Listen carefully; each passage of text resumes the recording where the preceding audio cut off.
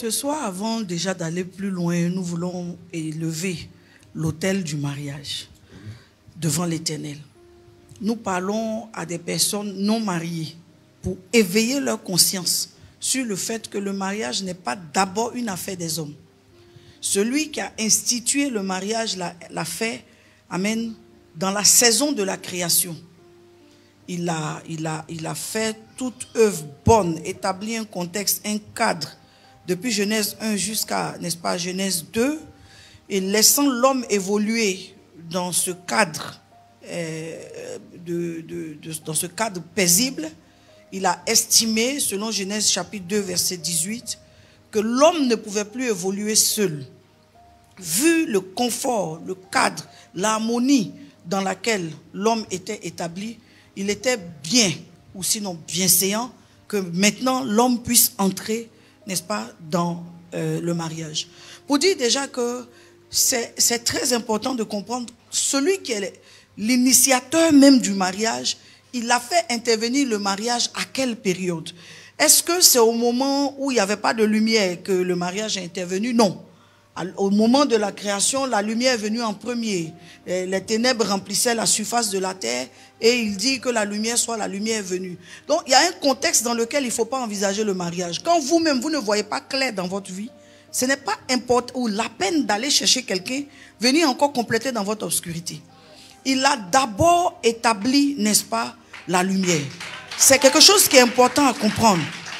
Après avoir établi la lumière, il est passé, n'est-ce pas, à la séparation du sacré d'avec le commun. Donc, quelqu'un, même avant d'aller se marier, doit avoir la notion du sacré. Il a séparé les cieux, n'est-ce pas, de la terre. Les eaux d'en haut, des eaux d'en bas. Ce qui reflétait, quelque part, l'importance pour tous ceux qui allaient venir ensuite, toute créature qui allait venir ensuite, de se souvenir qu'il existe des normes qui nous dépassent. Si quelqu'un n'a pas la crainte de Dieu qui s'en va se marier, mais il y a une confusion dans son esprit. Séparer les cieux ou les eaux d'en haut des eaux d'en bas, séparer, n'est-ce pas, la voûte céleste de la terre, c'est simplement dire, sur la terre, c'est ce qui est commun. C'est ce qui est des humains. C'est ce qui est des créatures. Mais là-haut, c'est ce qui est du Créateur. Et quand quelqu'un ne sait pas mettre dans son esprit que là-haut, c'est ce qui est du Créateur et qu'il y a un Créateur, à quoi s'attendre de sa part? Le mariage n'est pas d'abord l'affaire des hommes. Les hommes profitent du mariage. Les hommes bénéficient d'une structure que Dieu a établie. Les hommes bénéficient d'un cadre que Dieu a créé. Donc, la notion du sacré. Ensuite sont venus tout ce qu'on peut appeler comme confort. Il a établi le règne, n'est-ce pas, après règne minéral, le règne animal et tout ce qu'il y a comme jardin, confort et tout. Et par la suite, il y a placé l'homme. Ayant placé l'homme, il y a ajouté donc la femme. Donc tout homme doit savoir que pour sa paix personnelle, il doit y avoir une clarté, une visibilité concernant son orientation de vie, ses choix. Moi-même en tant que personne, homme, je me marie, mais quelle est ma conception du mariage? Je vois la vie comment? Comment est-ce que je vois quelle est ma vision donc de la vie de famille et toutes ces choses? Une fois que ces éléments sont bien élaborés dans l'esprit d'une personne, il va commencer à mettre en priorité la notion de Dieu dans sa vie. Une fois que le sacré a été établi et que le commun a été aussi établi, cet homme va chercher, n'est-ce pas, son aisance. Son aisance. Son aisance ne veut pas dire sa richesse. C'est différent. Un homme peut vivre dans une aisance sans pour autant être riche. Mais être à l'aise avec le cadre de vie qu'il a créé. Parce que quand un homme n'a pas son aisance, il aura tendance à attendre que cette personne qui vient dans sa vie vienne créer cette aisance-là. C'est l'homme qui crée d'abord son aisance. Il s'organise pour avoir un travail. S'il n'a pas un travail dans l'administration, il a au moins des talents qu'il exerce. Il a au moins quelque chose qu'il sait faire. Un homme doit pouvoir d'abord lui-même se rassasier avant de prétendre à donner à manger à quelqu'un. C'est fort. Voyez? Amen. Les menaces sont profondes. Elles viennent de toutes ces choses-là. Parce que lorsque vous allez vous mettre avec quelqu'un qui n'a pas une certaine stabilité, mais Dieu lui-même qui a créé le mariage est intervenu quand? Il a créé tout le cadre, d'abord le confort. Et ayant créé l'homme, il a vu maintenant que l'homme, dans ses responsabilités, n'étant pas à l'aise, il lui a accordé la grâce d'avoir une femme et maintenant il les a laissés. Quand il les a laissés, il s'est comporté, n'est-ce pas, en superviseur. Il venait de temps en temps échanger avec eux, s'assurer que le cadre dans lequel ils évoluent était sécurisé et tout. Et l'homme, Adam, connaissait son Dieu. Il parlait avec son Dieu. Donc Adam avait une relation avec Dieu. Regardez, un mariage où c'est Dieu lui-même qui a été le maire. C'est Dieu qui a été le pasteur pour consacrer le mariage. Un mariage où c'est Dieu qui les a présentés. C'est Dieu qui les a mis ensemble. Ce mariage-là a été défié. Amen. Question. Maintenant, on parle de mariage où c'est des gens qui se sont rencontrés à des cérémonies, où des gens se sont rencontrés, où quelqu'un a présenté quelqu'un. Dieu lui-même qui est l'initiateur, il a créé tout le cadre. Il les a mis ensemble. Il a été le maire, il a été le pasteur, il a été l'initiateur du cadre de vie. Il a tout créé, les amis, dedans. Le mariage a été en difficulté. À combien plus forte raison, un mariage humain, où Dieu n'a pas sa place, où Dieu n'est pas aux commandes. Qu'adviendra-t-il? C'est pourquoi j'aimerais dire à quelqu'un, si tu es chrétien, que tu ne connais pas les Écritures, commence par connaître les Écritures avant d'aller te marier. Amen. Wonderful. Parce que le fait de ne pas connaître les Écritures, tu ignores même que la fête là, elle est menacée. La cérémonie où on est en train de bénir, elle est menacée. Le cadre où vous choisissez d'aller habiter, la villa, tout ça là est déjà menacé. Parce que ce qui devait se faire au fondement ne s'est pas fait au fondement. Donc, ils se mettront ensemble sans tenir compte d'avoir réglé les questions spirituelles, les questions de vision de vie. Là où j'ai parlé donc de que la lumière soit, il faut avoir une visibilité sur sa vie, une vision au sujet de sa vie. Donc, si quelqu'un avec qui vous vous mettez n'est pas dans ce cadre, ne connaît pas ces réalités-là, et vous allez, vous vous mettez avec lui, sachez que la vision, vous allez devoir la créer ensemble.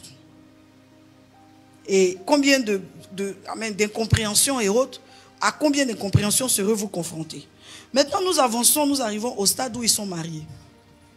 L'homme et la femme se sont mariés, mais sur beaucoup de fondements non élucidés, beaucoup de fondements non réglés. Voyez, nous prenons l'œuvre du jardin, l'œuvre de la création, je vais appeler ça comme ça. Amen.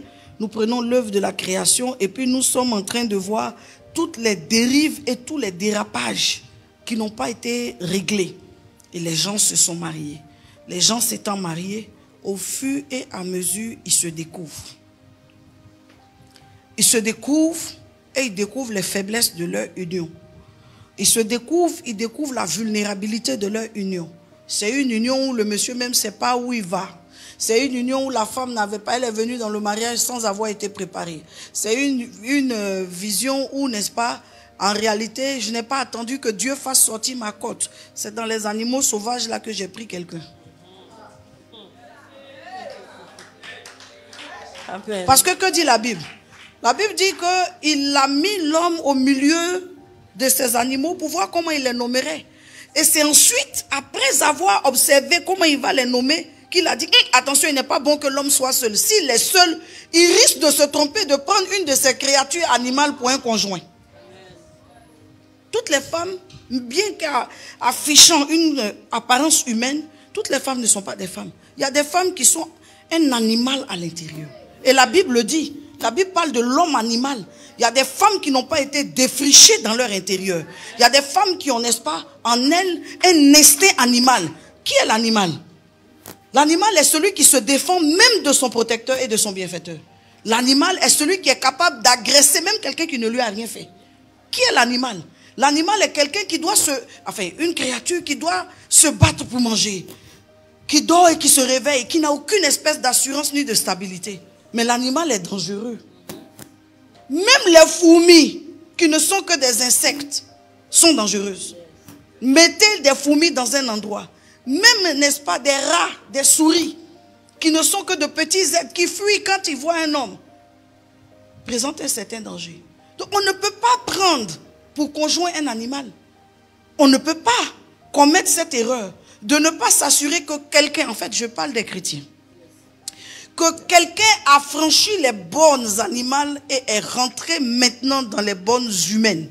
C'est un humain qui se convertit. Un chat ne se convertit pas. Amen. Un chien ne se convertit pas. Un lion ne se convertit pas. C'est un humain qui se convertit. Donc si quelqu'un n'a pas franchi les bornes animales pour devenir un humain, il ne peut pas se convertir. Tant que quelqu'un est encore esclave, n'est-ce pas, de l'instinct animal, il ne peut pas se convertir. Il faut, la Bible dit qu'il nous a tirés des ténèbres et nous a amenés à son admirable lumière. Il faut prendre conscience que ce caractère ne peut pas m'aider. Cette façon de me défendre à toi et à travers, de me justifier n'importe comment ne peut pas m'aider. Il faut prendre conscience de ça pour aspirer à basculer dans son côté humain. L'humain c'est qui? L'humain c'est quelqu'un à qui on parle, il comprend. Amen. Gloire à Jésus. C'est fort. L'humain c'est qui? L'humain c'est, amen, c'est la créature parmi toutes les créatures pour laquelle Dieu le Père a envoyé son Fils. Jésus n'est pas venu pour sauver les chats. Jésus n'est pas venu pour sauver les dauphins. Jésus est venu pour sauver les hommes.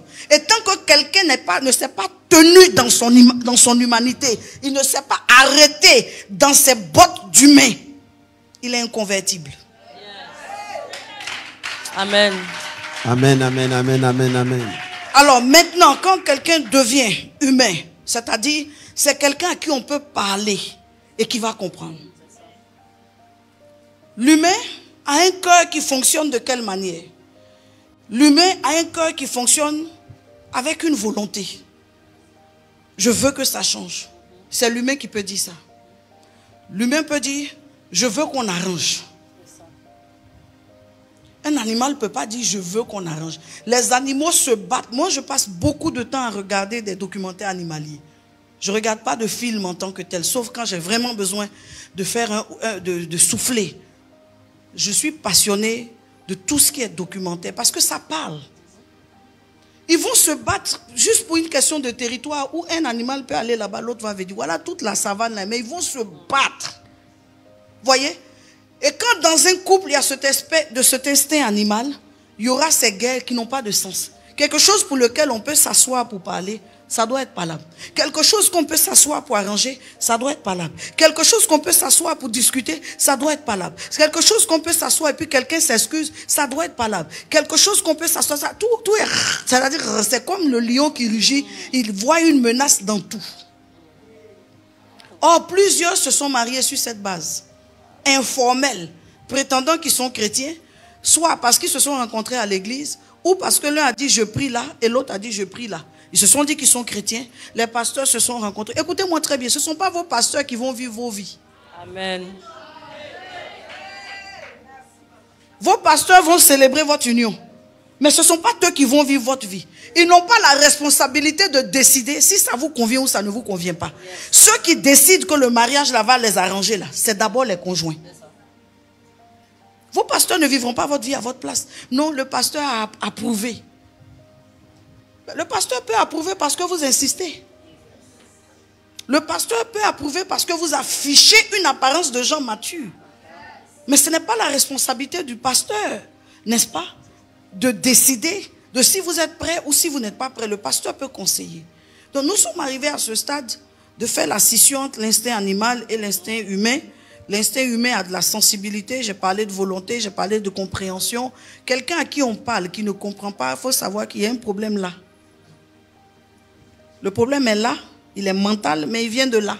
Chez nous les chrétiens, la compréhension est un canal du cœur. On appelle ça, n'est-ce pas, la dimension de la raison.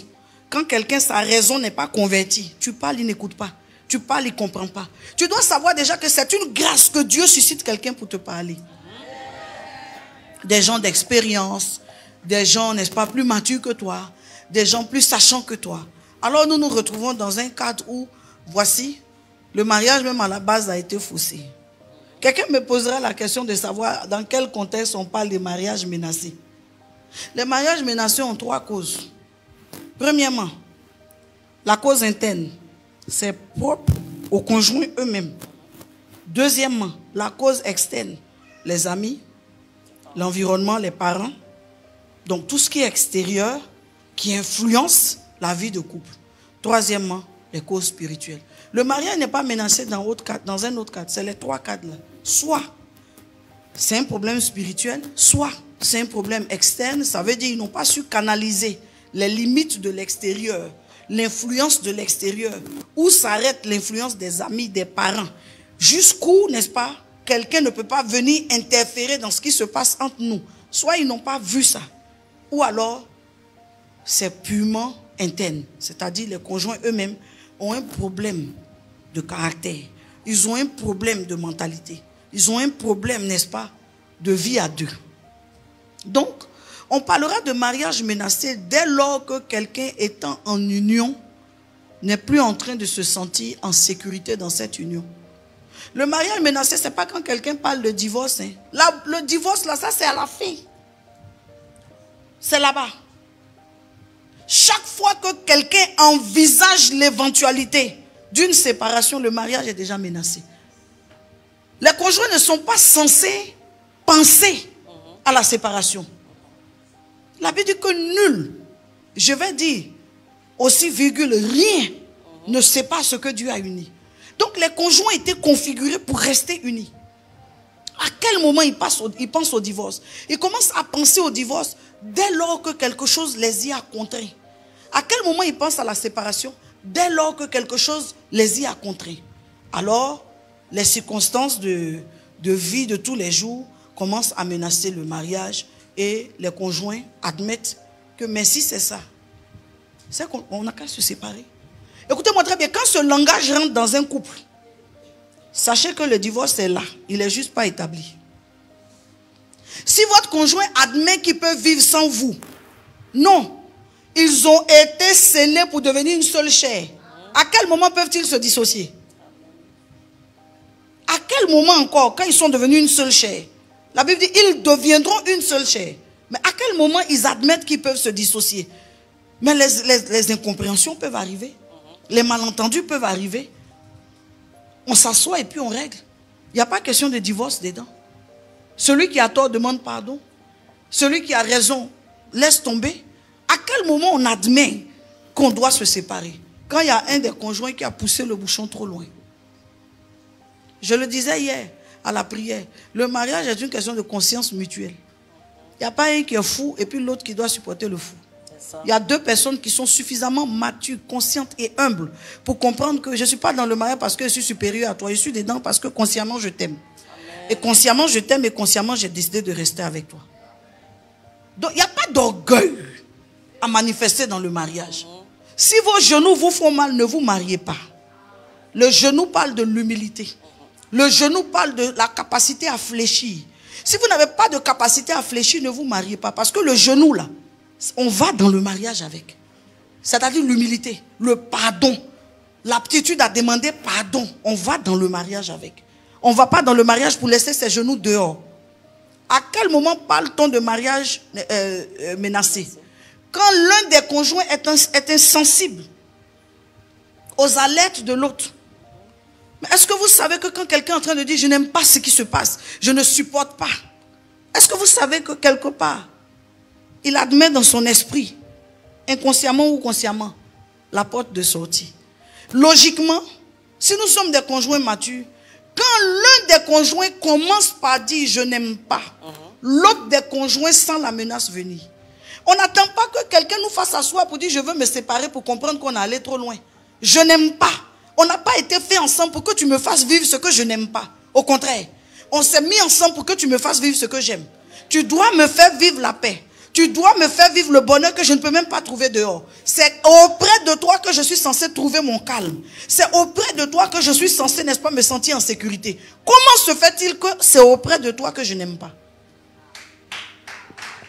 Amen. Non, vous pouvez bien acclamer.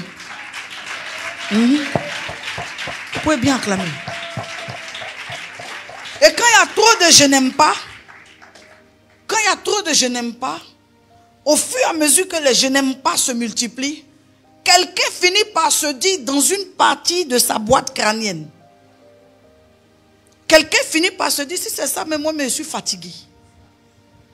Sachez que ce genre de langage, ça sort de la bouche ou ça ne sort pas de la bouche, ça se loge quelque part. Si c'est comme ça, moi-même, ça ne me dérange pas. Je peux prendre mon studio. C'est quel mariage, même on est dedans, on ne respire pas. Ça vient ici. C'est quel mariage, on est dedans, on souffre. Ça vient là. J'en ai marre. Ça vient là. Le divorce, c'est un niveau de saturation qui fait qu'on divorce. Personne ne divorce à la première circonstance. Les gens divorcent parce qu'il y a eu plusieurs. Il y a eu de la saturation. Les signaux sont venus, mais quelqu'un n'en a pas tenu compte. Si nous sommes à deux dans une union, que mon conjoint me dit j'ai eu très mal, je lève la main, je dis pardon. Je lève la main, je dis de quelle manière je peux te demander pardon pour que ça t'apaise. Je cherche en moi de quelle manière je peux t'apaiser. Parce que ce que je veux, c'est tout sauf qu'on se sépare. Les conjoints ou les mariages où les gens sont dedans. Quelqu'un dit j'ai mal. L'autre est assis. En train de... Voilà. Indifférent. En train de ronger ses ongles. L'autre assis, excusez-moi, met ses deux pieds. Là, en train de zapper la télécommande. Dans la foutaise la plus totale. Insensible. Dans l'insensibilité la plus totale. Dans le manque de courtoisie et de respect. C'est-à-dire, il y a une situation où tu sais que j'ai mal.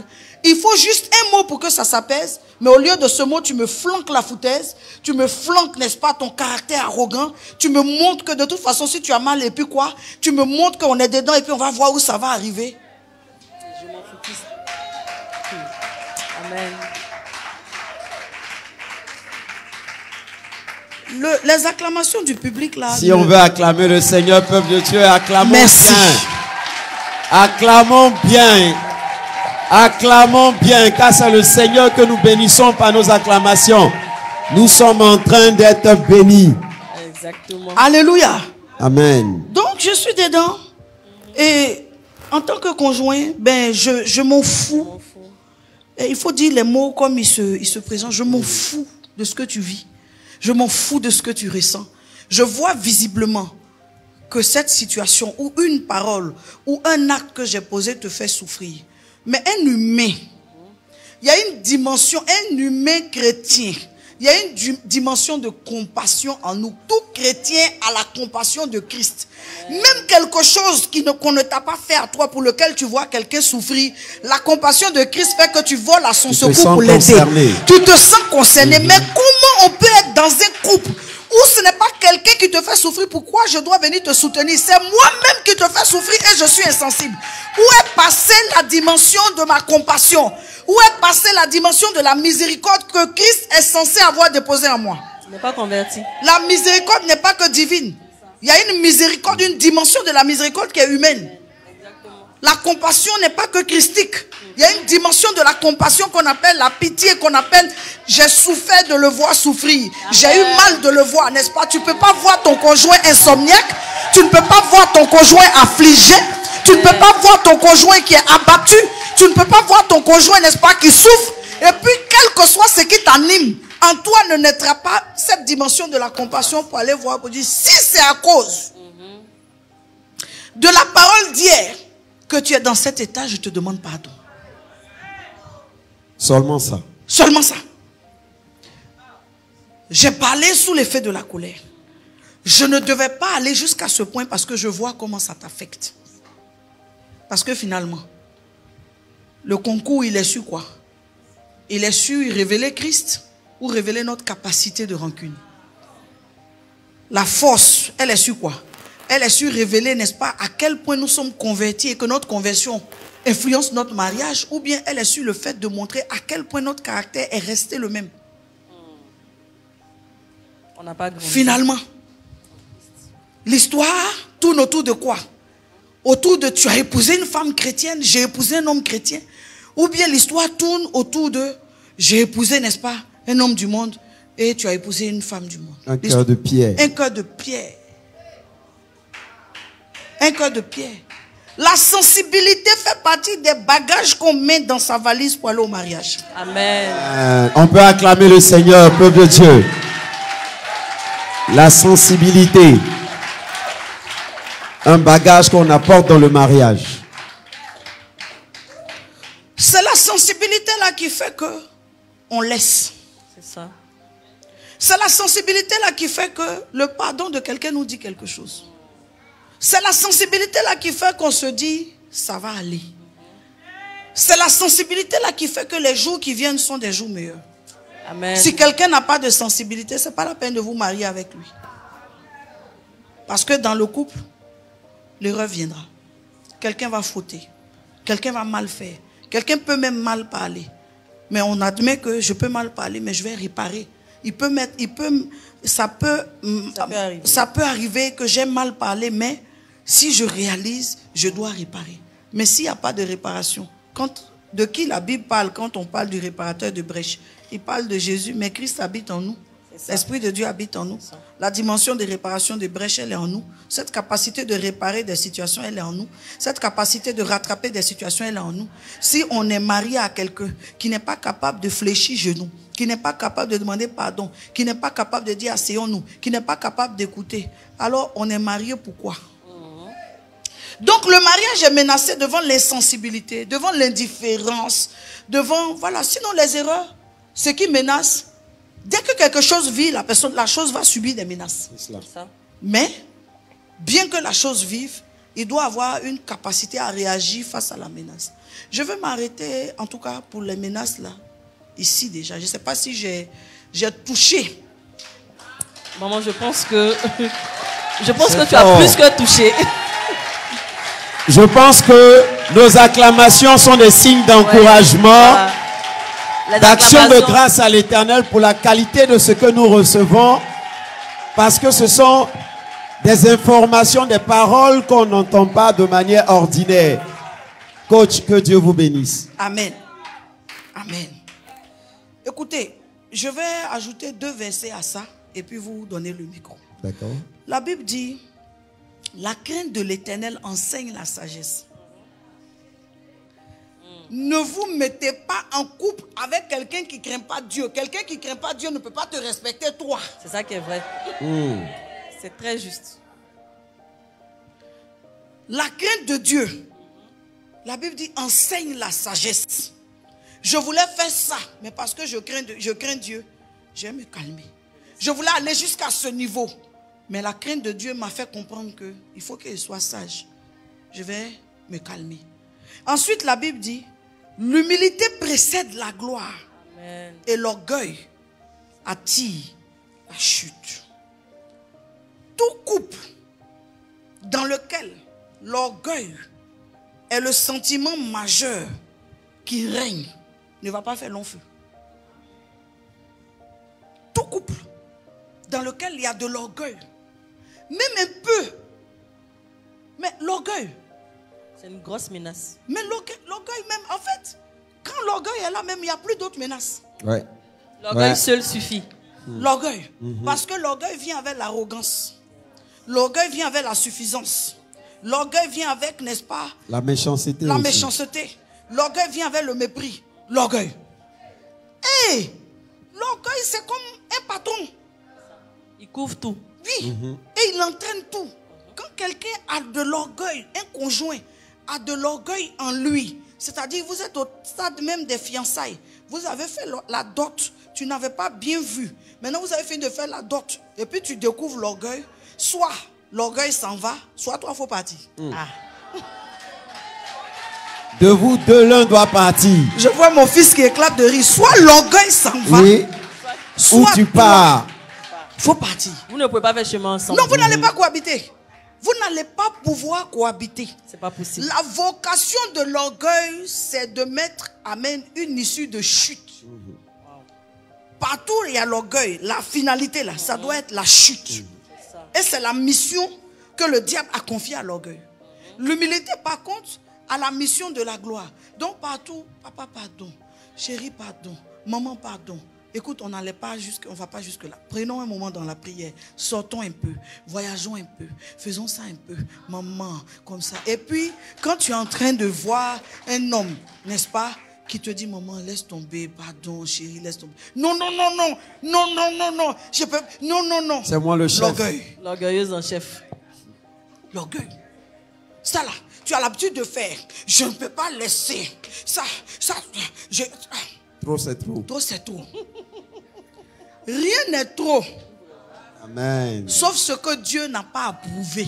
Amen. On acclame le Seigneur, peuple de Dieu. C'est ce que Dieu n'a pas approuvé là qui est trop. Waouh.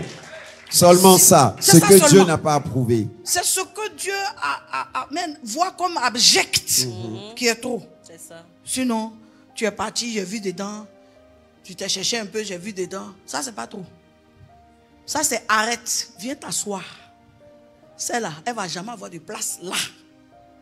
Amen. Laisse l'enfant des gens.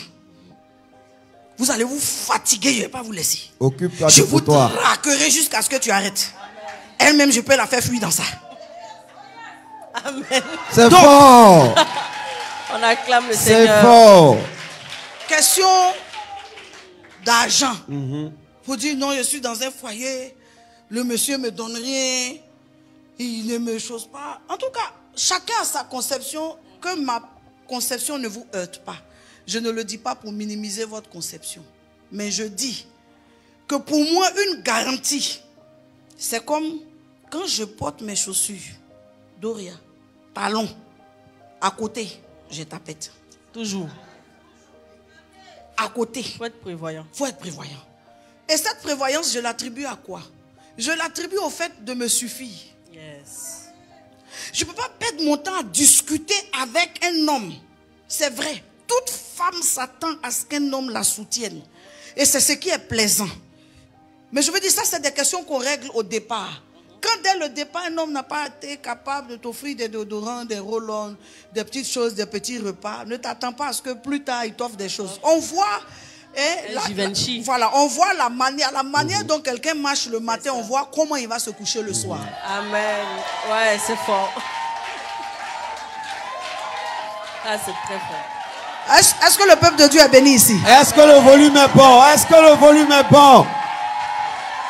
Maman, Amen. Je sens que le peuple de Dieu veut que tu reprennes cette parole-là. Oui, c'est une parole forte. Parce que le volume est monté. Le volume est monté. Je dis. Les bêtés auraient dit aîné. Et les amis, amen, auraient dit mais moi, yo. À la manière dont quelqu'un marche le matin, tu prévois comment il va se coucher le soir. Amen. C'est fort. C'est tôt que quelqu'un de sage regarde un conjoint se comporter et sait. Même un cadeau qu'on fait par effort, on le sent. Quand quelqu'un est naturellement bon, tu le sens. Quand quelqu'un est naturellement, n'est-ce pas, simple, tu le sens. Quand quelqu'un maquille, tu le sens. Quelqu'un ne peut pas arriver après 4 ans, 5 ans et dire j'ai découvert. Non. Il y a toujours des signes. Tu n'as pas fait attention. Des indices. C'est pas possible. Si vous êtes d'accord avec moi, approuvez. Hein? Amen. Amen. Il y a toujours des signes. Des signes. Seulement, tu t'as dit Dieu va faire. Il y a des choses que Ça Dieu va va le pas. changer. Tu t'as dit Dieu va faire. Tu t'as dit les enseignements vont le changer. Mais les enseignements, lui-même, il ne vient pas. C'est ça. Et sachez qu'il y a des choses que Dieu ne fera pas. Dieu, il a regardé Saul des tasses. Il a aveuglé. Il lui a parlé. Il lui a fait recouvrir la vue. Il dit, ma part est finie. Va dans la ville, on te dira. C'était qui? Ananias. Mais Dieu ne pouvait-il pas dire en même temps à Saul des tasses? Parce qu'il y a des pouvoirs que Dieu a donnés à l'humain. Mais si nous n'utilisons pas ces pouvoirs, qui va utiliser? Donc Dieu est arrivé à la fin de sa participation, il arrête. Si vous vous êtes choisi, changez-vous comme ça.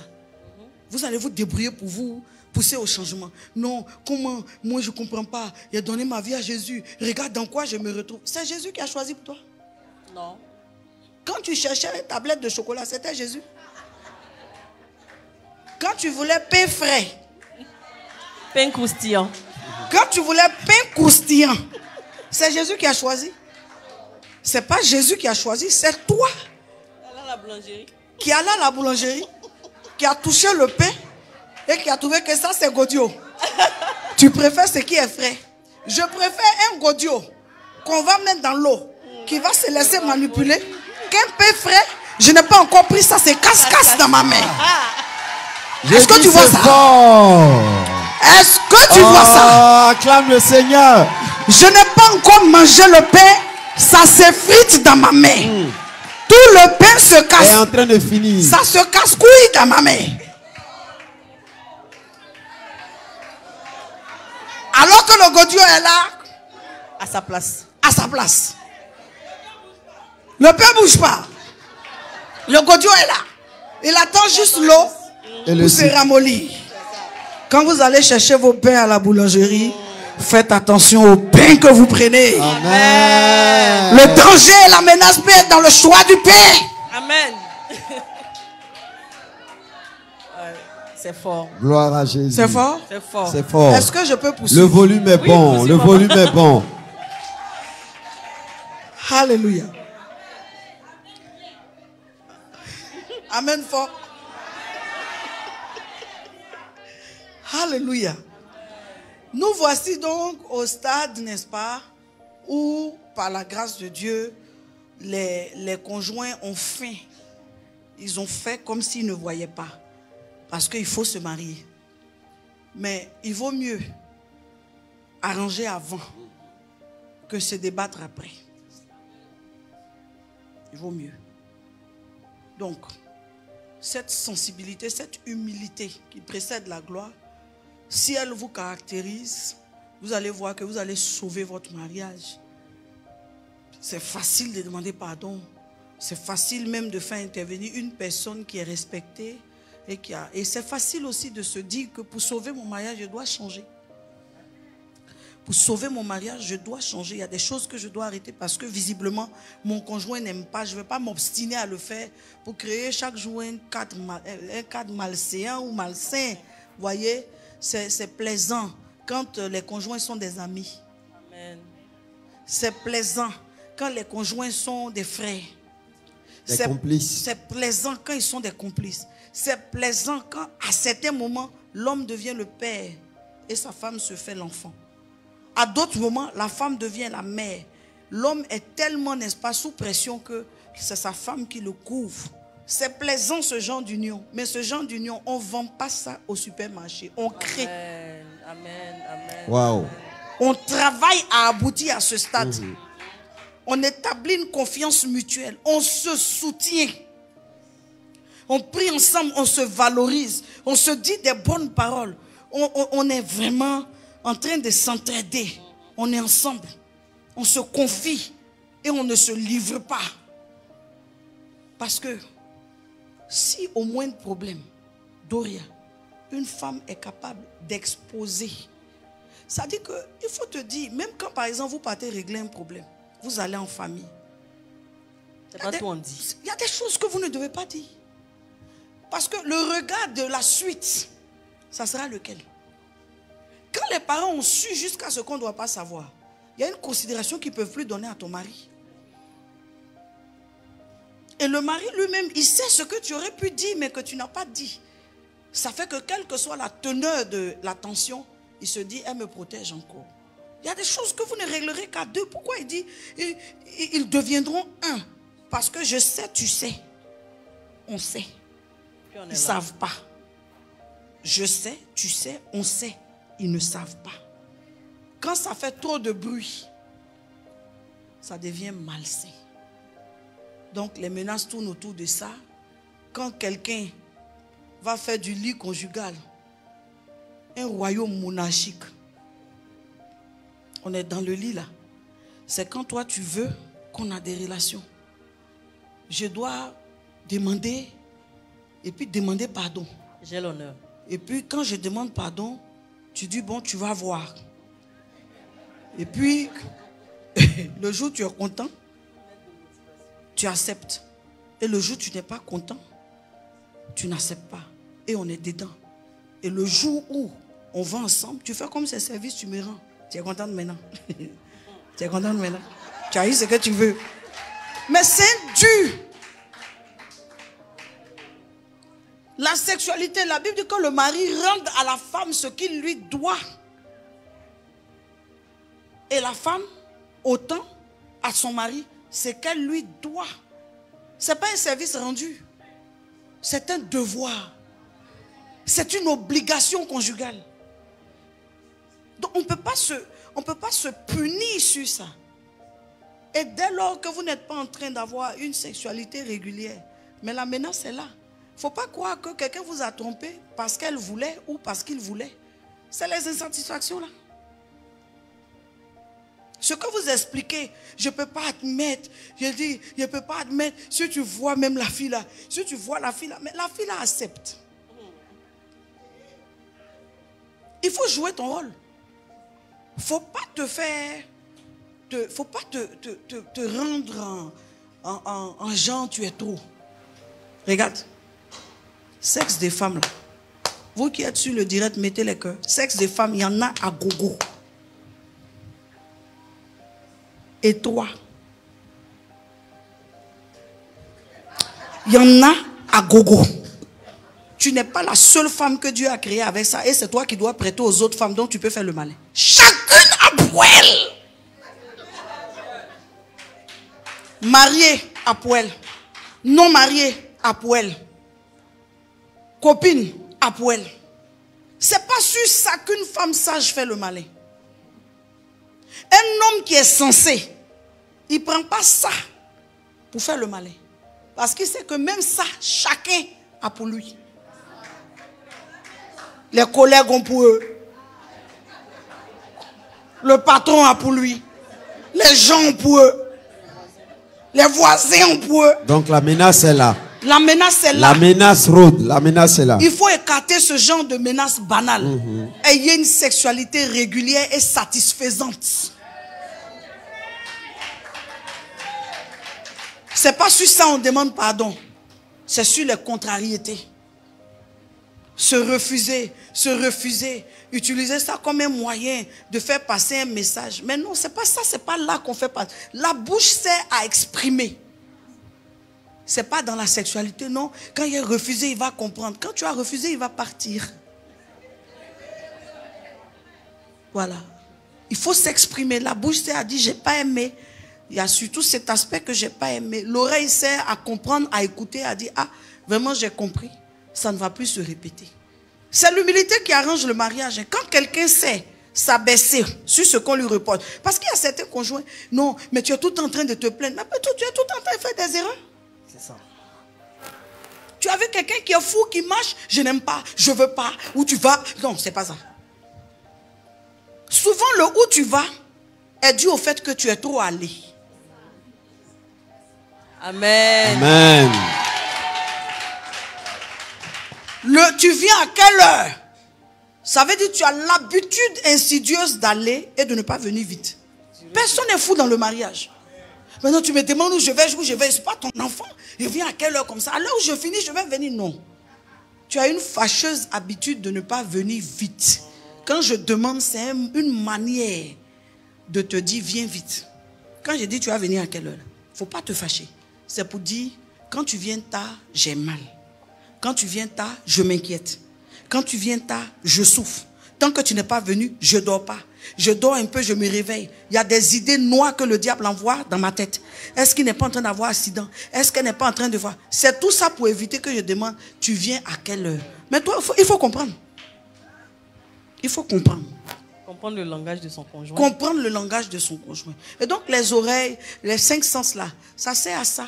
Nos oreilles doivent être attentives à ce que notre conjoint dit.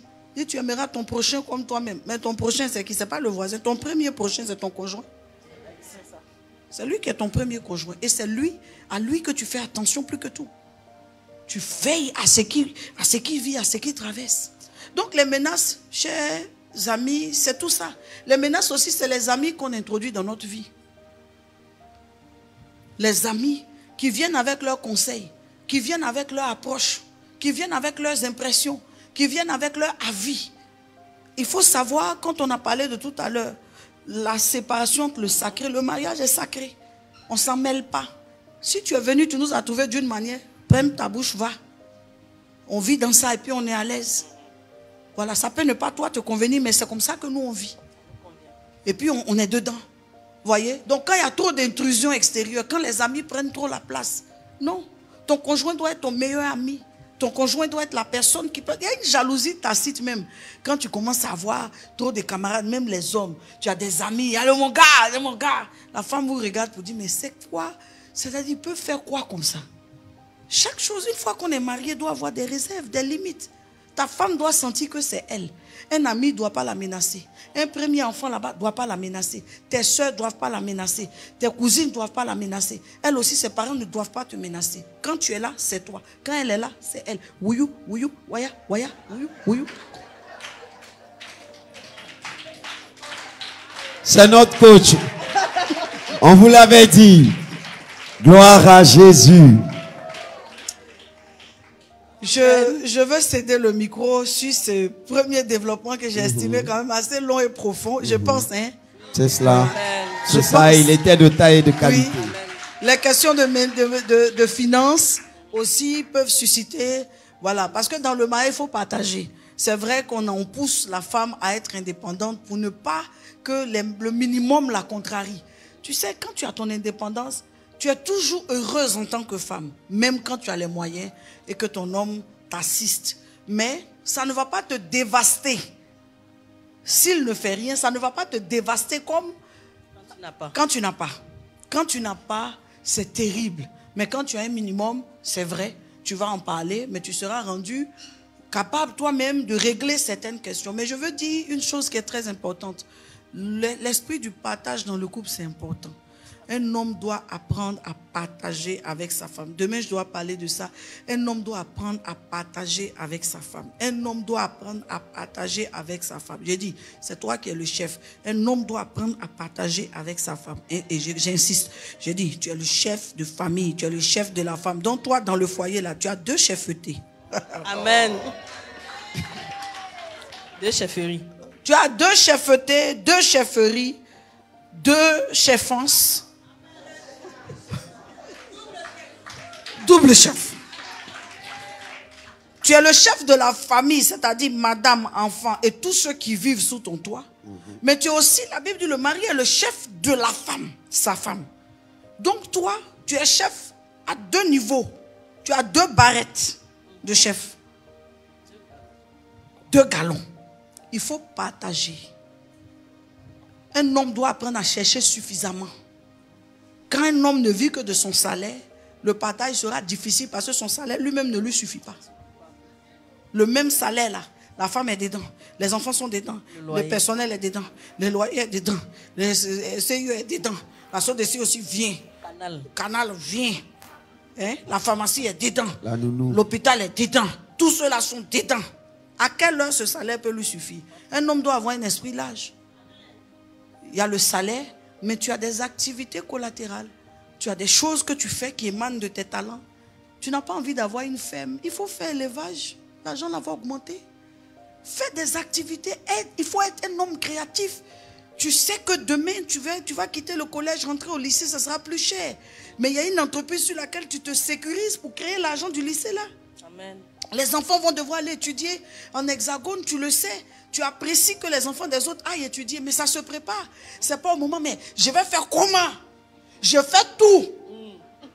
Tu fais tout, mais tu ne fais pas assez. Crée les conditions qui vont rendre ta famille heureuse. Amen. Crée les conditions. Et quand vous allez vous marier, c'est vous qui aimez les belles femmes. Vous aimez les femmes coquettes. Vous aimez les femmes qui sentent bon. Vous aimez les femmes qui ont des dessous qui coûtent cher. Vous aimez, c'est bien beau. Mais on ne ramasse pas. Pour l'argent. On ne ramasse pas.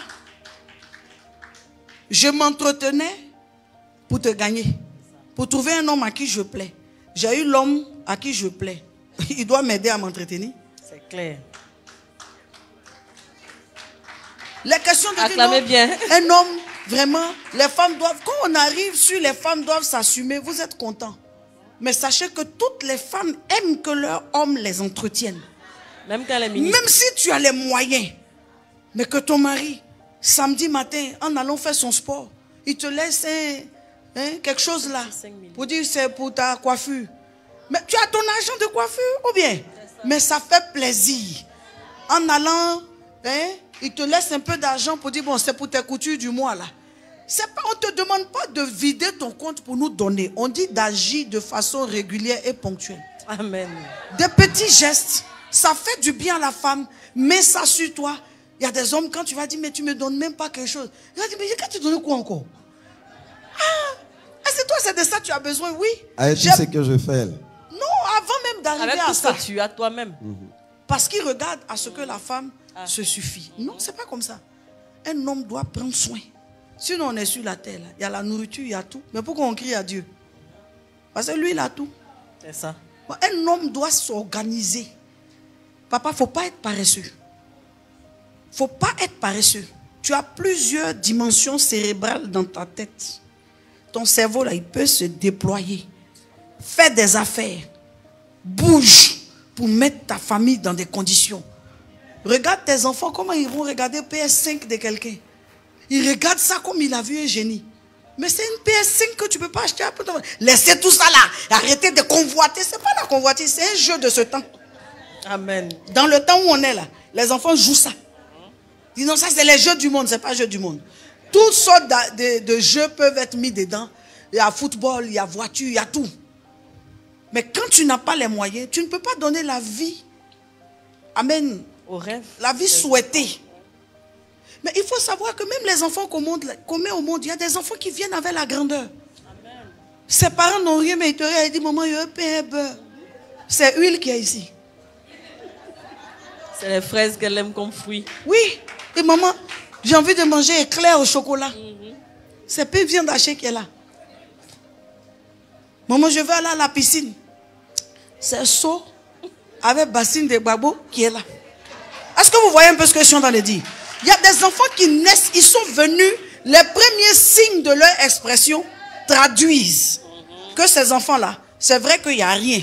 Mais regarde ce qu'ils demandent. Il a vu ça où? Il y a une aspiration. C'est pas la peine de dire, toi tu aimes trop les grandes choses. Non, il est venu avec la grandeur. Bats-toi pour envoyer les fromages, les kiris. Bats-toi pour ça. Au lieu de tuer cette grandeur-là, ce que tu trouves, c'est ce qu'il faut manger. Mais l'homme a des envies. Gloire à Dieu. L'homme a des envies. Amen. Je vais clôturer ce point-là parce que c'est fort. C'est fort? Maman, c'est fort. Je pense qu'on a besoin de plusieurs jours. Parce qu'il y a beaucoup de choses. Il y a beaucoup de choses à dire. Bon, donc je fais quoi? Je dose? Oui, maman dose pour permettre à... Bon, vous voyez le public, ça se bouscule. Je viens.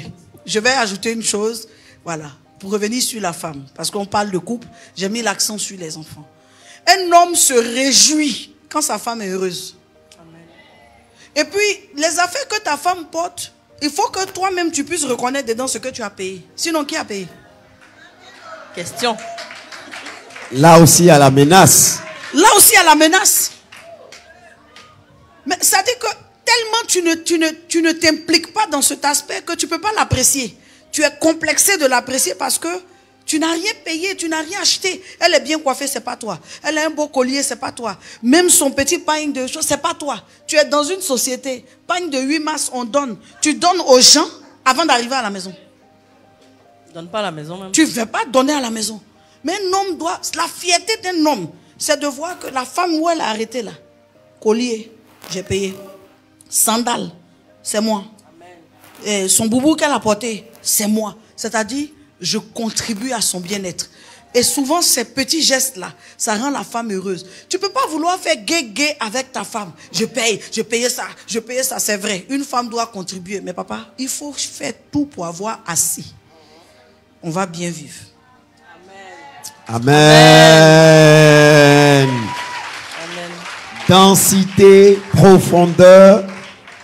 Gloire à Dieu. Alors, les internautes se bousculent avec des questions. Henri, oui. Avant, pardon. Oui. Le thème de ce jour est à 2 volets, maman. Oui. On a parlé de mariage menacé. On a parlé aussi de conjoint éprouvé. J'aimerais bien que tu... Je touche un peu ça en 2 mots. Oui. Le conjoint éprouvé, c'est le conjoint qui est mal à l'aise d'une circonstance vécue. L'épreuve n'est pas simplement, n'est-ce pas, quand il y a séparation. L'épreuve intervient dès qu'il y a malaise. Un conjoint qui n'est pas à l'aise dans son couple est un conjoint qui est éprouvé. C'est un conjoint, n'est-ce pas, qui devient vulnérable. Parce que dès qu'un conjoint est éprouvé, qui n'est pas à l'aise, sachez qu'il est apte. Il est vulnérable et il est susceptible de sortir.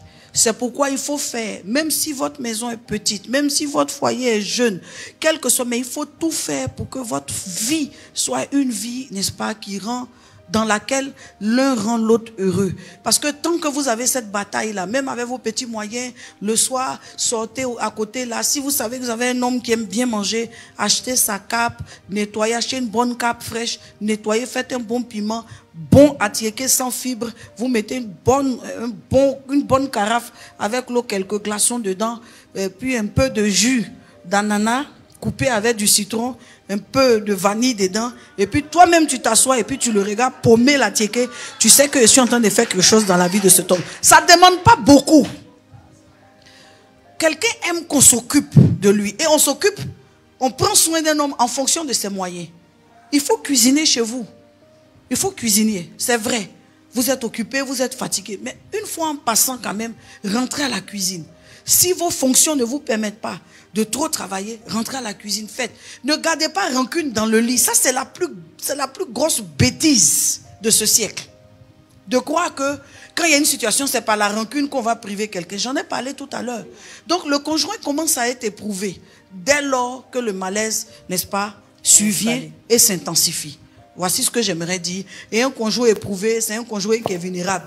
Quand une femme est éprouvée, même quand tu lui dis, tu es belle, merci. Alors, tu avais dit quoi tout à l'heure? Je n'ai pas bien compris. Non, j'ai dit que tu es toute belle, tu es fraîche. Fraîche comment? Ça, c'est dans le même service, ça se passe. Elle vient de la maison, on ne l'a pas appréciée.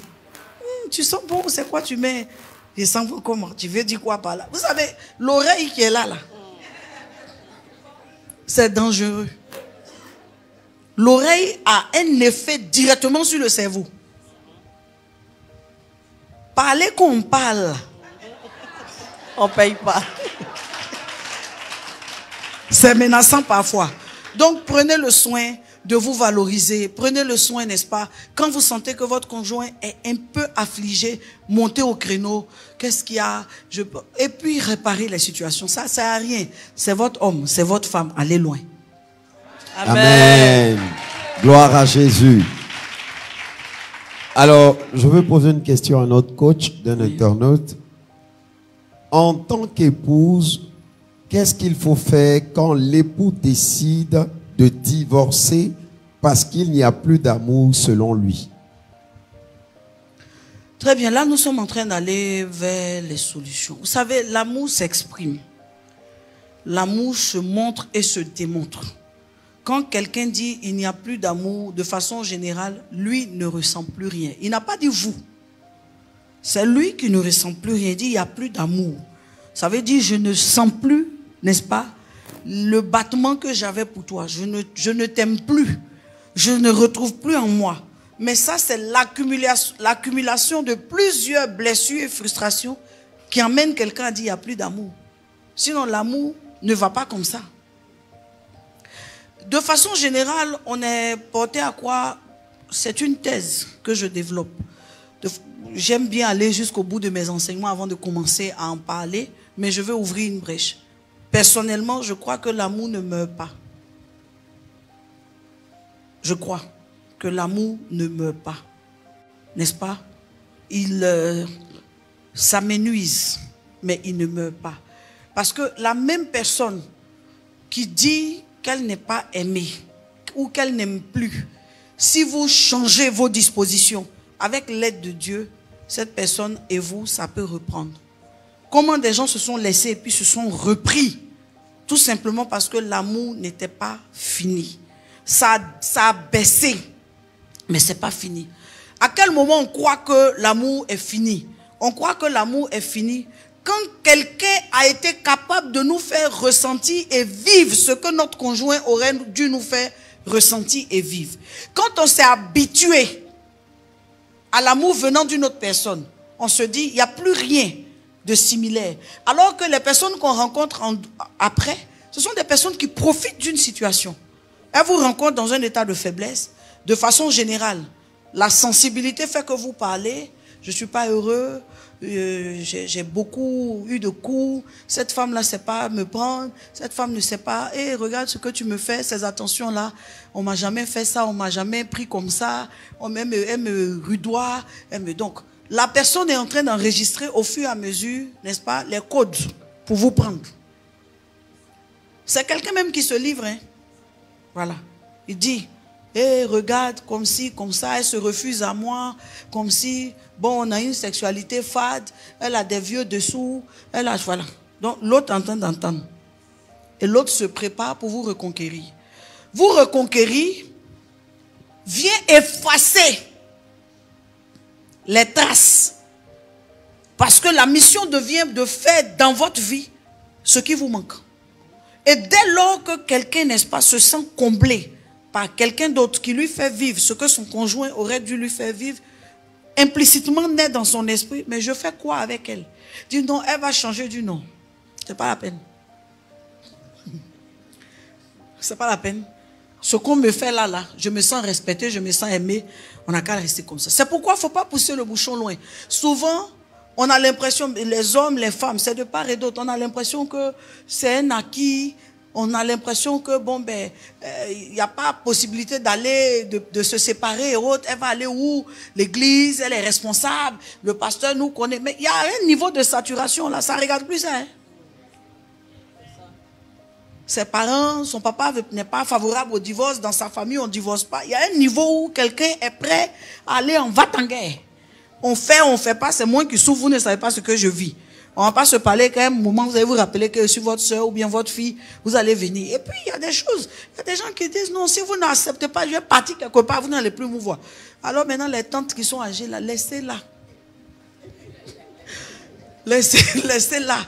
Parce que quand elle parle comme ça, on a une cousine quand on était jeune, elle est partie au Congo. Après, bon, jusqu'à aujourd'hui, on ne l'a plus revue. Les gens n'ont pas envie de perdre leur enfant. Surtout à cause de quelqu'un d'autre. Vous voyez? Donc, quand quelqu'un dit l'amour n'y est plus, sachez que quelqu'un d'autre lui fait vivre ce que vous auriez dû lui faire vivre. Les gens qui parlent, qui viennent dire non, mon mari veut me laisser, ma femme veut me laisser, ils ne disent pas tout.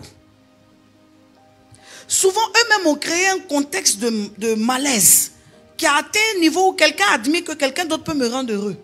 Mais c'est sûr, rendre heureux, là, tu viens dire non, tu la vois comme ça, elle est en train de quitter la maison. Elle est en train de quitter la maison, tu as fait quoi? Qu'est-ce qui s'est passé? Il faut quand même une part de remise en cause. Et puis, il faut comprendre que quand quelqu'un dit je ne supporte plus quelque chose, il faut arrêter. Mais si tu n'arrêtes pas, bon ben, va-t'en guerre. Question suivante. Ok, maman, j'ai ici deux questions qui vont un peu dans le même sens. Donc je vais ton les poser micro, en même temps. voilà. Après des cas d'infidélité, avec preuve, comment refaire confiance à l'autre et passer à autre chose? Lorsqu'on connaît la personne avec qui le partenaire a été infidèle et que cette personne nous connaît aussi, comment parvenir à pardonner aux deux? Bon, je vais partir d'abord à la première question. Les cas d'infidélité sont de sources ou d'origines diverses. Premièrement, ça peut être des causes spirituelles, c'est-à-dire celui qui est en train d'aller dans l'infidélité a un problème spirituel. Il doit aller à la délivrance, on doit vraiment l'aider parce que ce sont des liens ou ce sont des esprits, ce sont des problèmes, n'est-ce pas, qui le dépassent lui-même. Donc il est infidèle des fois pour rien. On n'a pas cherché même lui-même comme ça là. Il marche comme ça là, lui-même là. Il est infidèle. Il y a ça. Je pense que l'image est tellement forte que un Africain comprend ce que notre coach est en train de démontrer comme ça. Voilà. Maintenant, il y a d'autres cas qui sont liés à des insatisfactions ou à des malaises. Parce qu'un conjoint ne sera pas infidèle, c'est-à-dire qu'il n'est pas dans le cadre d'un problème spirituel, il ne sera pas infidèle juste parce qu'il est insatisfait. Le cas d'insatisfaction est là, mais il y a aussi le cas des malaises, des problèmes d'hygiène. Des problèmes d'hygiène, c'est-à-dire que tu n'es pas en train de regarder quel état de propreté tu offres à ton conjoint. T'es dessous même que tu suspends là. Ça a viré au beige, du blanc.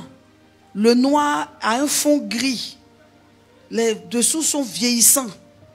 Bon, les aisselles malodorantes. La bouche, on n'en parle pas. Les recoins, pire. Voyez? Dans ce genre de choses, ça crée un malaise. Et ça fait fuir le conjoint. Et finalement, le conjoint peut être exposé à rencontrer. Donc, partons déjà des causes. Une femme doit être propre. Un homme doit être propre. Il y a des hommes qui aiment balader leurs mains. Mais c'est vous qui avez ongles. Les ongles, là, c'est pourquoi. Quand à un moment, tu vas vouloir employer ça, quelqu'un va se refuser. Tu as dit non, quand je veux la toucher un peu, elle ne veut pas. Mais tu as ongles.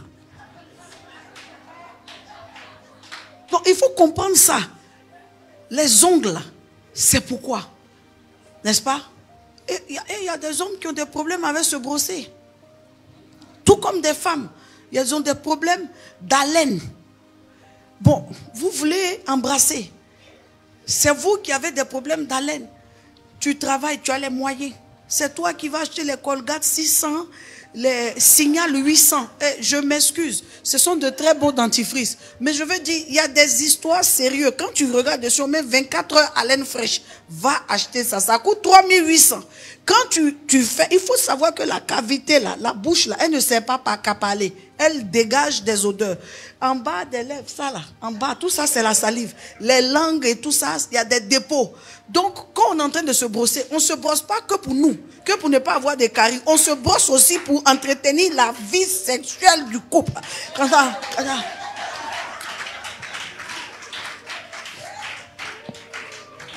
Vous acclamez 2-2. Quand je ne vais pas parler, si vous allez dire le séminaire, vous êtes venus, je n'ai rien dit. Bien. Donc, toutes ces questions-là, on ne s'en rend pas compte. Souvent, nous avons des pommades et autres qui sont malodorantes. Et viens voir la femme. Attrape-moi mon micro là. Voilà, en train de se pommader quoi.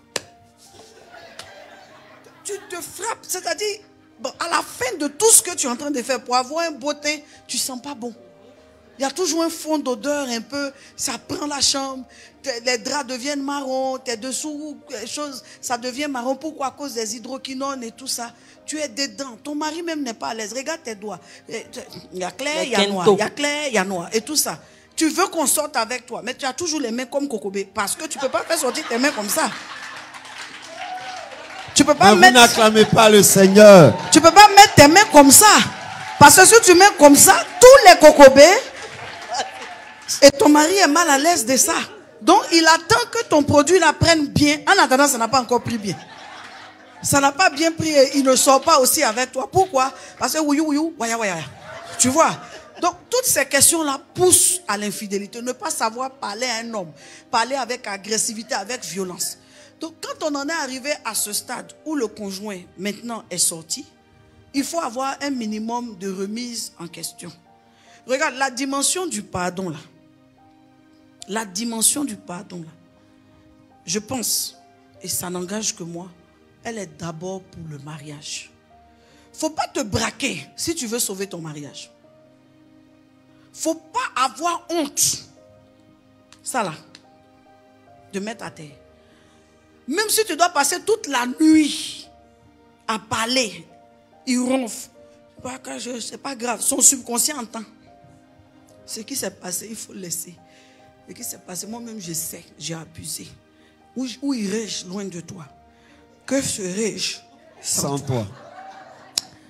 Au-delà des enfants, moi-même, ce n'est pas à cause des enfants, moi-même, j'ai besoin de ta vie dans ma vie.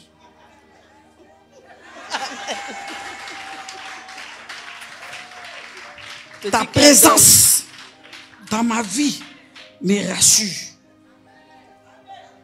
Il faut le laisser. Femme, si une de tes amies te dit, si il fait tant qu'il ne vient pas vers toi, il ne faut pas être là en train de t'induire en erreur. Il faut pardonner. Il faut pardonner. Maintenant, un homme doit savoir demander pardon.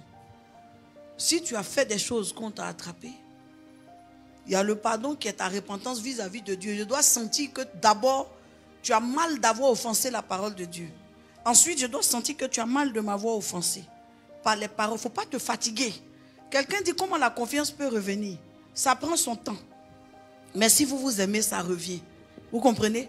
Mais il y a des hommes qui se fatiguent. Tu dis, mais depuis on te demande pardon, tu ne veux pas les... Je qu'à faire quoi? Non, il faut continuer à demander pardon. Il faut continuer à demander pardon. Ne dis pas non, je t'ai demandé pardon. J'ai appelé les tontons Jonas, ils sont venus. J'ai appelé les tantes Henriette, ils sont venus. Avant-hier, je suis allé prendre la grand-mère à Kuba. Elle est venue. Bon, je qu'à faire quoi encore? Va chercher après grand-mère à Kuba, le grand-père Kwaku, il faut le faire venir. Écoutez-moi bien. La manière dont quelqu'un ressent une douleur est différente en fonction des personnes. Il y a des personnes qui prennent du temps et il faut les comprendre. Pas non, je t'ai parlé pour toi, moi je ne sais plus.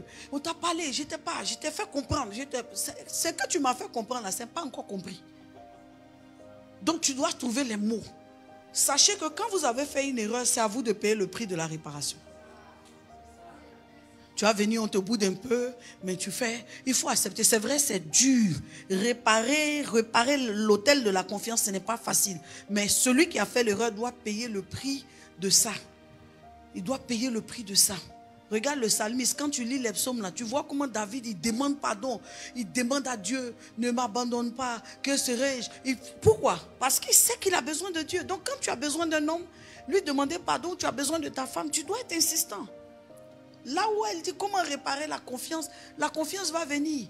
Elle va venir au fur et à mesure. Et l'homme qui a fait, le conjoint qui a fait l'erreur doit comprendre que quand tu vas venir plus tard, des fois tu n'as rien fait. Mais l'Africain, et particulièrement l'Ivoirien, dit quand un serpent t'a mordu, un ver de terre te fait peur. C'est pour dire quoi? Quelqu'un qui a eu l'habitude de mentir, de sortir, depuis peu on découvre des choses. Des fois même il s'en va là. Mais tu te demandes si quelqu'un ne l'attend pas là. N'est-ce pas? La question de fouiller les téléphones, c'est les gens même qui font qu'on fouille les téléphones. Parce que si tu n'as rien à te reprocher, tu vas voir des gens. Téléphone, on met comme ça là. Lui-même pour lui comme ça. Et puis on est là. Quand ça sonne, il va faire comme ça. Et puis il remet comme ça. Sans décrocher. À ton avis. Tu vois, on se pose des questions. Donc il y a des attitudes que le conjoint lui-même suscite. Or, si tu veux restaurer la confiance, tu dois toi-même désarmer le téléphone là même, tu peux mettre ça comme ça. Tu as confié ça à qui? Voilà. Parce que tu n'as plus rien à te reprocher. Donc tu le confies. Quand vous êtes en train de sortir comme ça, tu dis attrape mon téléphone. Si quelqu'un appelle, il dit décroche. Mais il y a des gens, si tu as dit que le téléphone... S'il est sous la Pourquoi douche. vous riez? Je n'ai pas fini ma phrase, vous riez. Il peut courir comme ça. Parce que son téléphone sonne. Ou bien ne décroche pas. Ne décroche pas. Il se sent menacé. Il se sent menacé. J'ai vu au passage une petite histoire là, où le monsieur est allé pour se faire opérer. Avant qu'on ait l'anesthésie, les gens lui ont dit, ne vous inquiétez pas, on a remis vos téléphones à votre femme. Il s'est levé du lit d'opération là. Il a commencé à poursuivre sa femme dans le parking de l'hôpital. Parce que la femme aussi, quand elle a vu le téléphone qu'on lui a donné, elle courait pour aller à la maison s'asseoir et puis bien ouvrir. Mais le monsieur l'a rattrapé dans la cour là. Il dit, donne les téléphones. Avec opération là, il met ça sur moi. C'est mieux avec moi qu'avec toi.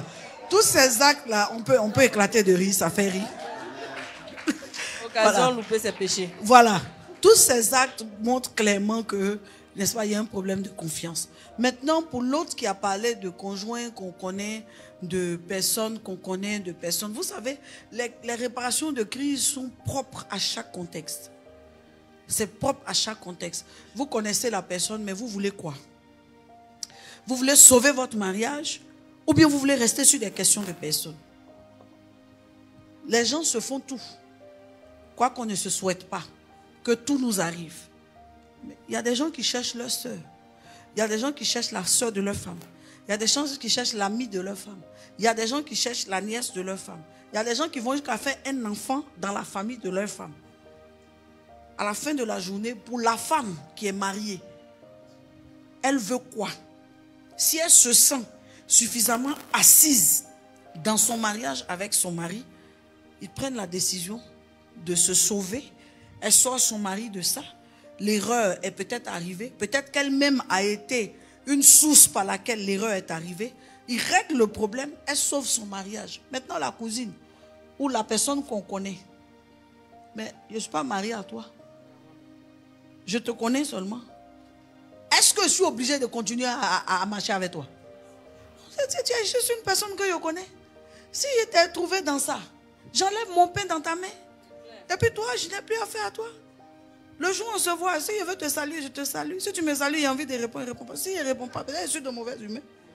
Parce que je n'ai pas fini de guérir dans ça. Mais ce n'est pas à cause de toi, parce que je te connais et que tu es venu glaner dans mon champ, que je dois t'abandonner mon champ.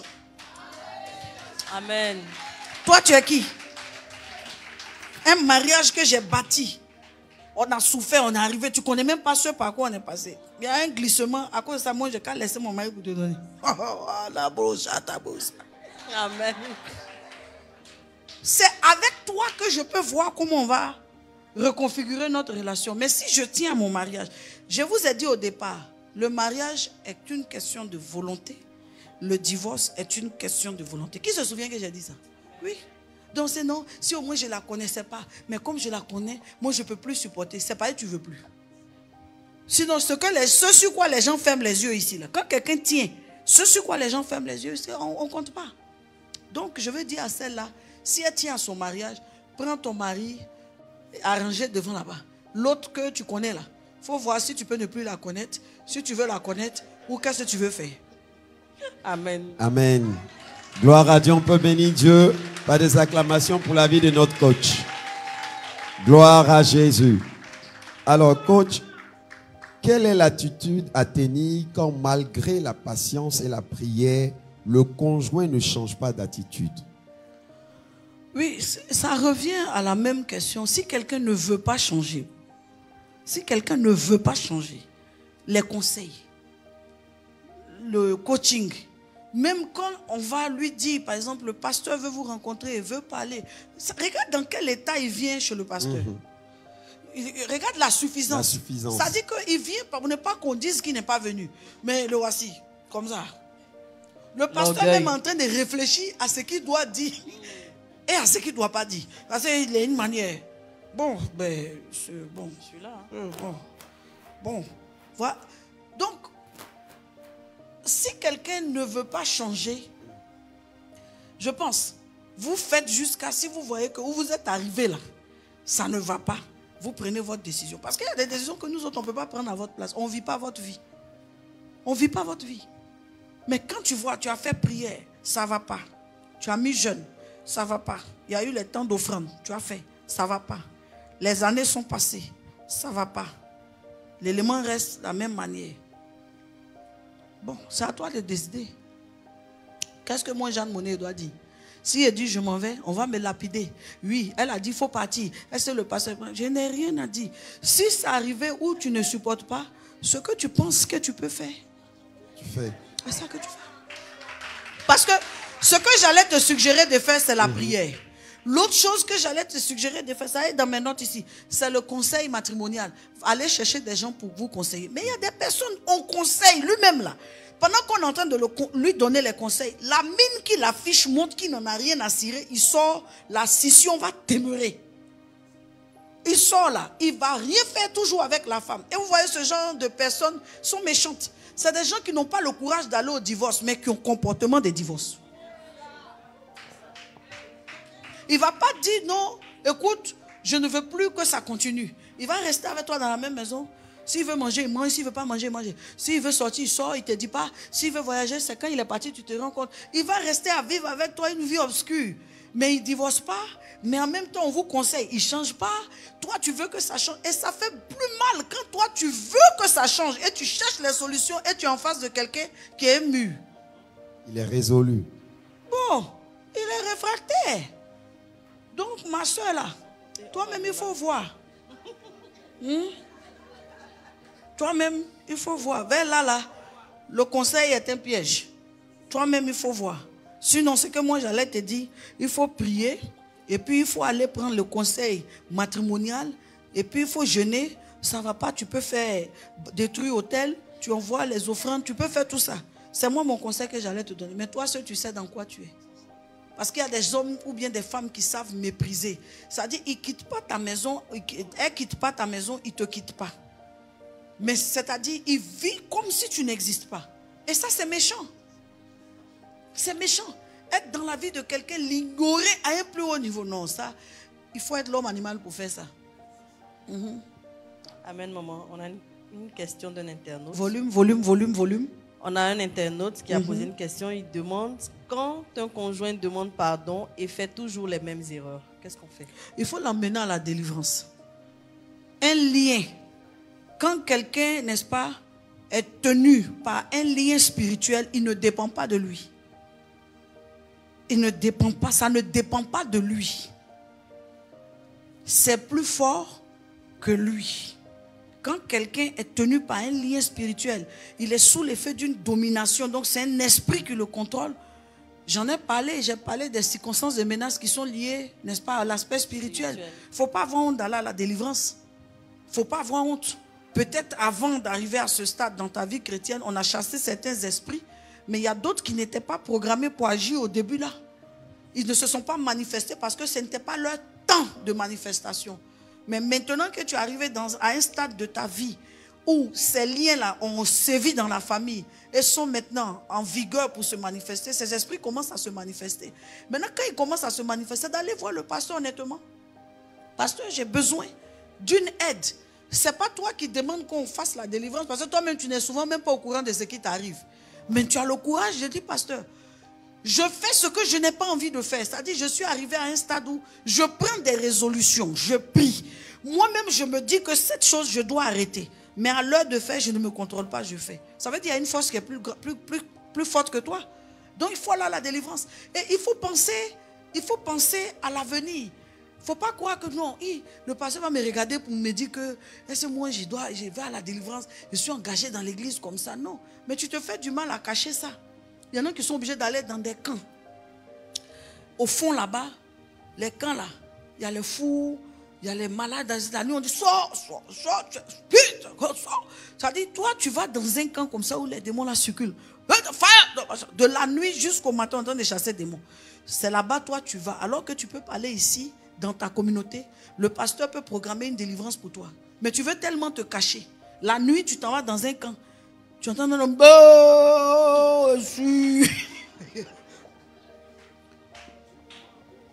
Et puis on dit, qui parle?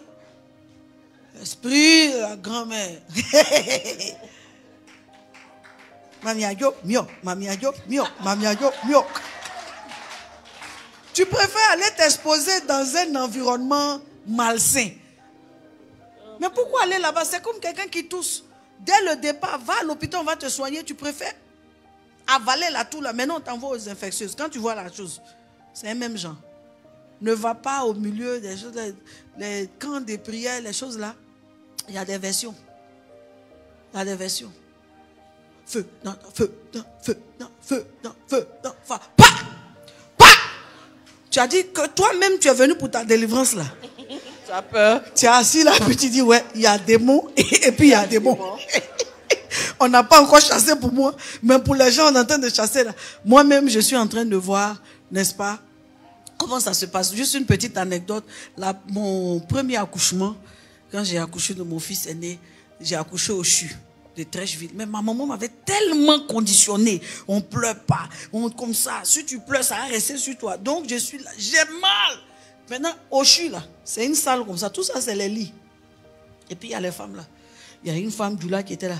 Ouh, madame, que voit une blouse passer. Madame, ça va bien, maintenant ça. Donc, je me suis dit, mais c'est que pour moi, même ma douleur n'a pas encore commencé. Parce que quand je vois l'autre aussi qui dit, tanti, imbécile, bêtin, tu m'as eu. Ça dit que j'étais dans quelque chose. Et puis je me demande, mais qu'est-ce qui se passe? Mais moi, on m'a dit, on ne pleure pas. Donc je souffre, alors que moi, mon travail était en train d'avancer, mais je ne me rendais pas compte. L'autre dame, quand on vient, on veut la toucher. Non, maintenant ça. On l'a amenée au bloc. Vous voyez? À force d'être conditionné, ça m'a aidé. J'ai supporté jusqu'à ce que j'accouche. Donc j'aimerais dire à quelqu'un, amen, ce séminaire ne doit pas être juste un moment qui te touche comme ça. Tu dois prendre des décisions. Tu dois prendre des résolutions. Si tu as besoin de délivrance, nous sommes là. Nous allons t'aider dans la discrétion pour que tu ailles à la délivrance et que tu puisses sauver ton mariage. Des fois, ça ne tient qu'à ça. Donc, certains cas, c'est un problème de délivrance. Amen. Oui. Amen. On va aux dernières questions rapidement. Le public peut bien acclamer. Gloire à Jésus. Alors, cher coach, je pense que vous avez répondu en partie à cette question, mais je vais quand même la lire. Oui. Que faut-il faire face à un homme qui croit tout connaître? Difficile de communiquer et mon avis ne compte pas. Bon, c'est la même chose que je dis, que j'ai dit, que je vais dire. Quand vous allez vous marier, là, regardez les gens que vous êtes en train de prendre pour envoyer dans votre vie. Les je sais tout là, ce n'est jamais après. Au début, toi-même, ça dit te bluffer. Vous dites, c'est un gars, il connaît tout, hein. Il est intelligent. C'est un gars, il sait à peu près tout, mais dans tous les domaines, ça la même, c'est les trucs. Même toi-même, ta cousine vient te poser un problème où tu peux répondre. Attends, je vais appeler Richard. Lui, s'il connaît. Maintenant, s'il connaît là, quand ça se retourne contre toi, tu ne peux plus supporter. Tu es déjà avec quelqu'un. Il est déjà comme ça. Ce genre de comportement là, c'est Dieu qui enlève ça sur quelqu'un. Il a fait ça en famille. À l'école, il a fait ça. Au lycée, il était comme ça. Si tu te déplaces actuellement, voir les amis avec qui il a fait l'université, ils vont te dire, ah, ce gars-là, quand il était à l'université, il était comme ça, il connaissait tout. Hein. Ses collègues actuels, il est comme ça. Bon, le pasteur qui vient d'arriver hier, arrêtez de croire que le pasteur est la solution à tout. Il y a des solutions qui émanent du pasteur, il y a d'autres solutions qui émanent de Dieu. Lui là, je m'excuse ma soeur, c'est Dieu qui peut le changer. Donc si tu veux savoir que faire, continue à prier. Parce qu'il y a une puissance dans la prière. Et la prière transformatrice est capable d'apporter le changement chez ce frère. Sinon on dit que faut-il faire? On va dire non, quand c'est comme ça, il faut le faire à soi pour lui parler. Il ne va pas entendre. Parce que même quand tu veux lui parler, là, lui-même te dit ce que tu veux lui dire. Monsieur, je sais tout. Il sait tout. Il sait tout. Vous allez chez les beaux-parents. Il parle jusqu'à tu es mal à l'aise, tu as envie de taper son pied. Parce que ton papa veut parler. Il dit, ouais, mais non, ça c'est à propos du cacao là, en 94. La caisse table. Tu as assis les pieds, tu dis, caisse table de 84. Laisse mon papa me parler un peu. Il parle en tout temps et il dit tout. En tout lieu. Voilà.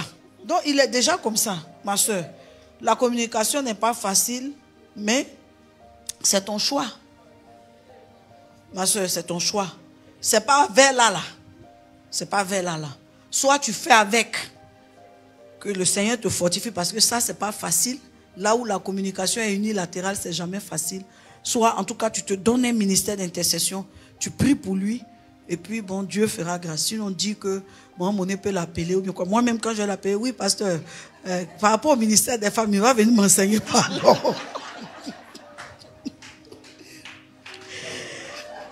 Alléluia. On peut acclamer le Seigneur pour la vie de notre coach. Gloire à Jésus. Amen. Oui. On va prendre une dernière question, oui. Et puis, parce qu'on poursuit demain. Demain, voilà. Demain, ça sera un enseignement plutôt. Oui. D'accord. Bon, on en a plusieurs. D'accord. Allons-y rapidement alors. Et si l'homme veut toujours faire le sexe? Si l'homme veut toujours faire le sexe. Bon, ça c'est la question un peu délicate de nous les chrétiens évangéliques. Parce que dit la parole? La parole dit de ne pas expérimenter le sexe jusqu'à ce que nous soyons mariés. Donc on a fini d'être mariés avant de découvrir quelque chose sur lequel on aurait pu, n'est-ce pas, avoir une idée et en parler pour changer. On est déjà devant le fait accompli. De façon générale, ce que je vais dire pour les non-mariés, discutez de tout et discutez de sujets sans tabou. Parlez. Et quand vous parlez que votre conjoint, vous posez des questions, que votre conjoint s'exprime, écoutez la profondeur de ce qu'il dit. Ne soyez pas superficiel. L'écoute est très importante parce que l'écoute révèle une partie de qui est votre interlocuteur. Au travers de ce que quelqu'un dit, il se dévoile, il se révèle. Il est en train de dire un peu de qui il est, n'est-ce pas? Maintenant, deuxièmement, vous êtes déjà dedans. Ce n'est pas trop votre truc d'être constamment dans les histoires de sexe, mais vous avez un conjoint qui, lui, est très porté dessus. Soit qu'il est malade, parce que ça peut être un problème, n'est-ce pas, de libido démesuré. Voilà, démesuré, dysfonctionnel. Soit qu'il est malade, il faut en parler pour voir si c'est une maladie, qu'on l'aide d'un point de vue médical. Soit que c'est naturel. Il y a des groupes ethniques, il y a des gens chez eux comme ça. Ça, c'est comme façon on se réveille là. C'est comme ça chez eux. Et donc, bon, vous êtes sa femme. S'il n'y a pas de jeûne, parce que la seule clause que la Bible a donnée, c'est que ne vous privez pas l'un de l'autre, sauf pour des cas de prière. Bon, si tu n'es pas en prière ou en jeûne, bon, si c'est que la Bible dit que... Aidez-moi l'acclamation, là, aidez-moi. Tu n'es pas en prière et tu n'es pas en jeûne. C'est juste parce que ce n'est pas comme ça que toi tu es. Tu n'as pas été formaté comme ça, mais tu es en face de quelqu'un qui est comme ça. Vous allez harmoniser. Vous allez harmoniser un peu. C'est dans ces cas-là, maman m'a dit oui. Vous allez harmoniser un peu jusqu'à trouver un terrain d'adaptation. C'est pas facile, hein. C'est pas facile. Mais, voilà. Si ce n'est pas une question médicale, que ce n'est pas aussi une question spirituelle, parce que les questions spirituelles, elles se règlent d'un point de vue spirituel. Si c'est justement ou simplement, n'est-ce pas, une question fonctionnelle, c'est-à-dire c'est comme ça qu'il est, vous êtes obligé de vous harmoniser. Tu n'as pas dit, au tribunal, vous avez dit quoi? Dit, bon, madame, quelle est votre cause? Qu'est-ce que vous voulez dire? Non, docteur, lundi, mardi. Mais le docteur même, le juge même assis et puis il dit, ouais, il y a garçon en ville. Il y a garçon en ville. Il y a garçon en ville. Donc, c'est des choses sur lesquelles, n'est-ce pas, surtout si vous vous entendez avec votre conjoint. Voilà, le sexe, on s'harmonise dedans. Vous êtes dans le mariage, quand vous en avez envie, vous demandez à votre conjoint, si ce n'est pas régulier, vous lui en parlez, et ainsi de suite. Et puis, n'attendez pas que lui vienne. Souvent, vous aussi, allez, vous vous présentez comme un volontaire affirmé. Voilà, il veut pas, vous l'emmenez à vouloir. Il y a beaucoup de moyens pour emmener, n'est-ce pas, le conjoint à vouloir. Voilà. Et puis bon, après, tu m'excuses, mais l'envie était là. Amen. Amen. Maman, amen. Maman, comment réapprendre à vivre avec un homme qui t'a montré une façade de lui et une fois dans le foyer, il te montre un autre visage? Bon, il faut dire aussi qu'il y a des gens qui sont méchants. Il y a des gens, c'est vrai que j'ai dit en général, on regarde et on voit des signes et qu'il y a beaucoup de personnes qui sont distraites, qui ne répètent pas ces signes-là et qui après font les étonner, c'est vrai. Mais il y a des hommes qui sont vraiment méchants. Écoutez, quand un homme est trop dur, il faut avoir peur. Dans les fiançailles, il est trop dur. Un genre d'autorité qui est démesurée. Il faut comprendre, lui là, si on rentre dans le mariage, il va vouloir contrôler ma vie. À quelle heure je respire, tout ça, il va vouloir me dicter ça. Ça ne sert à rien de s'obstiner dans une relation dont vous savez que l'issue vous sera défavorable. Même si on est fiancé, on peut se défiancer. Aïe. C'est facile de se marier. Vous les sœurs là, vous aimez jouer aux aveugles. Vous voyez les défauts et des signes qui montrent que celui-là, il a un trouble affectif. Sinon, tu ne peux pas vouloir assumer, soumettre quelqu'un à une pression d'une certaine manière. Ça veut dire que toi-même, tu as un problème affectif à la base. Mais vous voyez ça et vous allez vous marier. Souvent, quand on vous interpelle, vous dites, attendez. Sinon, pasteur, sinon, il sait m'aimer. Ah. Arrivé où vous devez vous aimer maintenant, vous êtes en train de subir. Je veux dire, quelque part, il y a forcément eu des signes. Mais, même si aujourd'hui, cet homme se montre visiblement méchant, je suggère à cette femme de comprendre que tous les hommes ne seront pas comme peut-être vous avez souhaité. C'est avant le mariage. Vous voyez, c'est comme quand vous allez au restaurant. On vous sert pas et puis vous dit, je ne voulais pas ça. Vrai ou faux? Aidez-moi. C'est ça. Amen. On vous envoie la carte. Voilà. Vous dites, je préfère rester seul Et là, je parle pour ceux qui ne sont pas encore mariés. Quand quelqu'un vient, frère, si cette taille, ça me plaît. Favori, là, tu as ça. Garçon même qui a épaule en V, là, c'est ça j'aime. Tu as ça. Mais caractère, là, je préfère rester seul. Ayez le courage de penser à votre paix. Amen. Vous voulez tellement vous marier qu'à la fin, vous oubliez que une fois marié, il faudra soit rester marié, soit divorcer. Bon, quand quelqu'un est en train de vivre certaines choses et puis vient me demander que ça, comment faire? C'est parce que toi-même tu n'as pas de solution. Tu veux rester, mais en même temps, tu ne veux pas vivre ce que tu es en train de vivre. Je vais dire à cette soeur, Abigail, elle était mariée à un homme méchant. Mais Abigail est restée dans son mariage. Elle n'est pas partie pour autant. Donc quand c'est comme ça, tu te concentres aussi sur tes enfants. Tu vis avec tes enfants. Ça dit que tu mets dans ta tête qu'il est méchant. Il est déjà méchant. Donc, là où d'autres femmes vivent avec un mari gentil, là, tu sais que pour toi, là, il est méchant. Parce qu'on ne va pas aussi utiliser le divorce comme une solution à tout. Il est méchant, mais est-ce que toi, tu ne vis pas? Tu vis. Il est méchant, est-ce que tu ne vas pas au travail? Tu vas au travail. Est-ce que tu ne vas pas à l'église? Tu vas à l'église. C'est avant de se marier, là. Il faut pouvoir dire à quelqu'un, mon frère, méchant, même la veille du mariage, le matin à 10h, on s'est laissé. Si je vois que tu es mauvais, on va se laisser. Et puis, il faut pouvoir dire à quelqu'un ce que tu ne vas pas supporter. Que si tu dépasses cette borne, je ne pourrai pas supporter. Mais sinon, au-delà de ça, elle, je lui conseille de fixer son attention ailleurs. Faire avec un homme méchant, parce qu'Abigail a fait avec pour elle. C'est Dieu même qui lui a envoyé la solution. La solution d'Abigail, là, Nabal, est mort. Et Abigail s'est remariée. Donc ce frère, je ne lui souhaite pas de mourir, mais je te souhaite de le supporter parce que Dieu t'aide.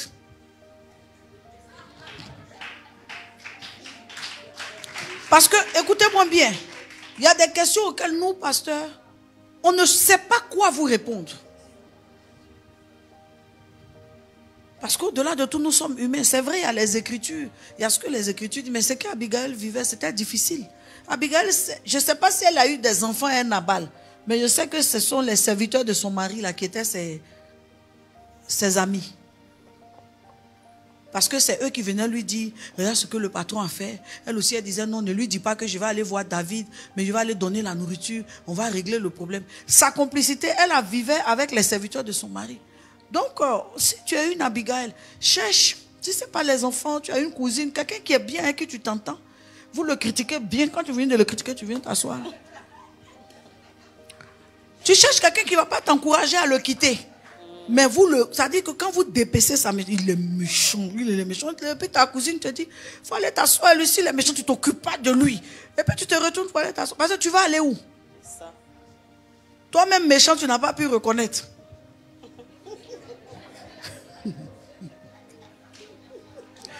Amen. On va vers la dernière question. C'est-à-dire que quand je regarde le visage d'Henri, Henri même, là, il est comme ça, il vit son mariage par anticipation. Est-ce qu'on peut acclamer pour lui? Amen. On va vers la fin. On va vers la fin, on va prendre la prière.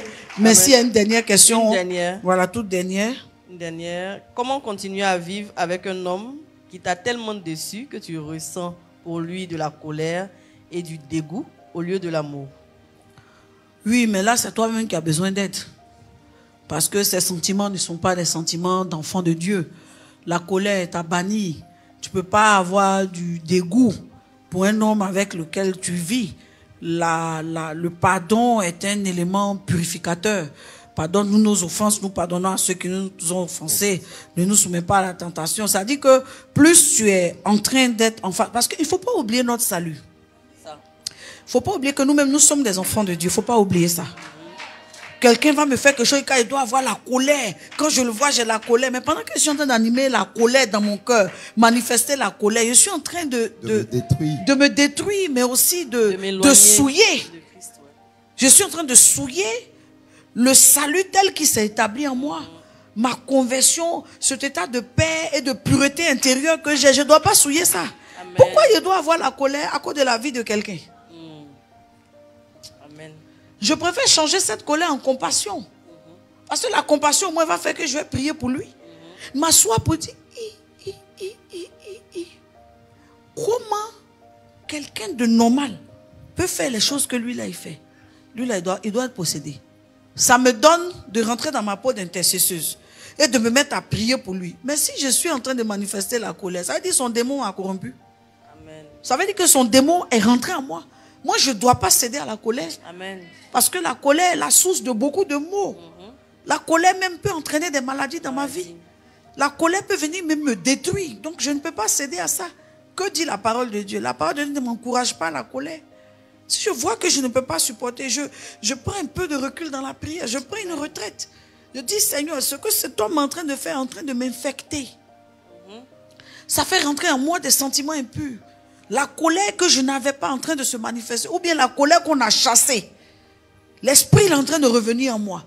Quand je le vois, je sens de la colère. Si je ne me contrôle pas, lui là, je peux faire quelque chose même dans la maison, tellement je suis en colère. Donc je vois que lui là, il a des esprits qui sont en train de me corrompre. Donc elle-même, c'est pas vis-à-vis du conjoint. Hein. Le conjoint, il y a l'aide dont il a besoin, mais elle-même, elle doit commencer à faire attention parce que la colère n'est pas un sentiment de Dieu. Amen. Amen. Amen. Gloire à Jésus. Merci beaucoup, maman. Oui. Nous sommes au terme de notre entrevue. Nous avons été bénis. Nous voulons laisser le soin à notre coach, soit un sujet de prière ou son mot de fin pour pouvoir clôturer ce moment. Très bien. Je voulais en tout cas espérer, déjà, d'abord bénir Dieu et puis espérer avoir donné à l'Église et à tous ceux qui me suivent.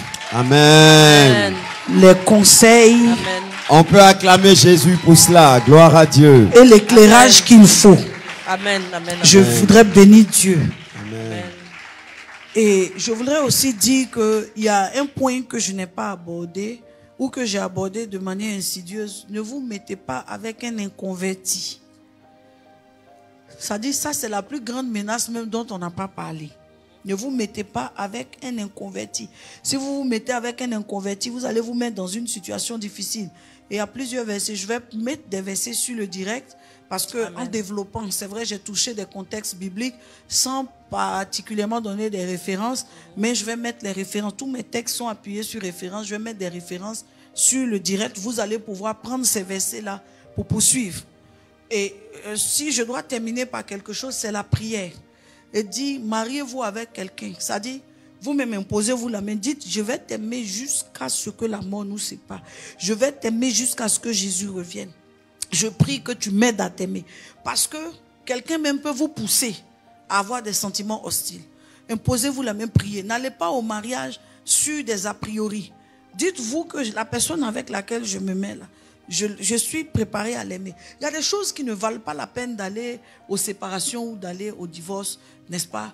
Quand c'est des questions fondamentales, des questions qui touchent, n'est-ce pas, à des problèmes de doctrine, quelqu'un est dans une déviation d'une certaine manière, là, bon. Mais si c'est des questions qui touchent au Amen, il m'a trompé, il m'a ceci, il y a d'autres aspects. Il ne me donne pas ceci, il ne me donne pas cela. Il y a d'autres moyens de régler ces questions. On ne peut pas divorcer pour tout. Dans la vie, là, on ne peut pas divorcer pour tout. Il faut que quelqu'un se dise que je peux traverser cette crise. Ça, là, on peut traverser ça. On peut aller au-delà. Dans tous les mariages, il y a des hauts et il y a des bas. Ce n'est pas chez vous seul, c'est pour vous, vous connaissez. Mais les autres qui sont là, si vous savez ce par quoi ils passent, vous-même pour vous là, vous allez régler ça et puis vous tranquilliser. Une chose que vous devez comprendre, ce sont les gens matures qui vont au mariage. Si vous n'êtes pas mature, attendez. Ce n'est pas quand vous allez vous marier en 2023 qu'on va dire vraiment je bénis le Seigneur. Non. Mariez-vous quand vous sentez que c'est le moment. Quand vous sentez que vous avez la clé en main. ne vous mariez pas tant que la clé n'est pas dans votre main. Ce que je vais appeler clé, c'est l'assurance d'une vie qu'on peut, amen, mener jusqu'au bout.